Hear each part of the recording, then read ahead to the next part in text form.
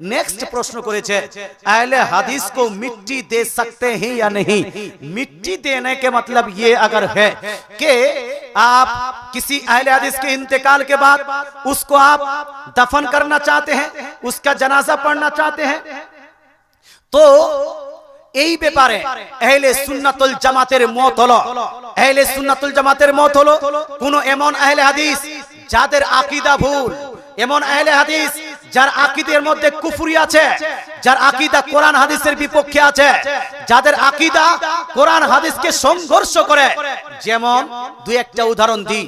যদি কোনো আহলে হাদিস বলে আল্লাহর আকার আকৃতি আছে, আল্লাহর দেহ আছে, আল্লাহর অঙ্গ প্রত্যঙ্গ আছে, তদ্রূপ নবী গায়েবের সংবাদদাতা নন, নবী গায়েব জানে না, এই রকম যদি আকীদা ধারণ করে, যদি কোনো ব্যক্তি বলে যে আপনার নবীকে হাসিন নাসির বললে শিরক হবে, এই রকম কোন আহলে হাদিস যাদের আকীদায় কুফরি আছে, যাদের আকীদায় গুমরাহি আছে, এরা যদি ইন্তেকাল করে তাহলে এদের দাফন কাফনে কোন মুসলমান শরীক হতে পারবে না। हेलो, কথা বোঝা গেল ভাই? कुछ बोलेंगे? जी, एक सवाल है। जैसे कि इमाम भत्ता लेकर के इमामती कोई और कर रहे हैं और इमाम भत्ता कोई और खा रहे हैं और कमेटी इसके ऊपर ध्यान नहीं दे रहे हैं, इस सूरत में क्या किया जाए? আচ্ছা, উনি বলছেন যে হুজুর কারো ইমাম ভাতা হয়ে গেছে, কথা বোঝা গেল? হ্যাঁ, কোনটা? ওই আগেরটা? হ্যাঁ, আগেরটা তো মোটামুটি ক্লিয়ার হলো।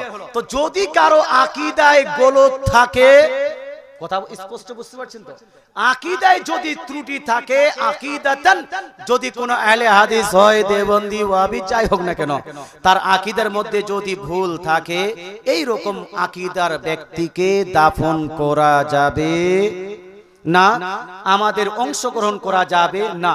ইভেন আমি এখানে আরো ক্লিয়ার করে দিই, কেউ যদি নিজেকে সুন্নি বলে দাবি করে, সুন্নি বলে দাবি করে, সুন্নি বলে দাবি করার পরে যদি কেউ বলে যে আল্লাহ আমার পীরের মধ্যে আছে, নাউজুবিল্লাহি মিন যালিক, অথবা আমার পীর রাসূলের থেকে উত্তম, কথা বোঝা গেল?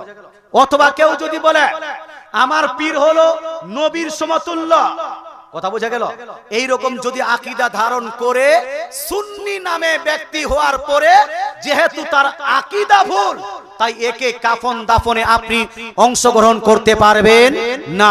মূল বক্তব্য হলো এই কাফন দাফন জানাজা পড়ার জন্য এই সমস্ত জিনিস ডিপেন্ড করছে যার আপনি জানাজা পড়ছেন, যার কাফন দাফন করছেন, এর আকীদা ঠিক আছে কি নাই।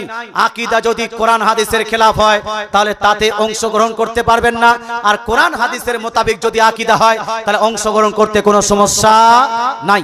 আশা করি উত্তরটা পেয়ে গেছেন।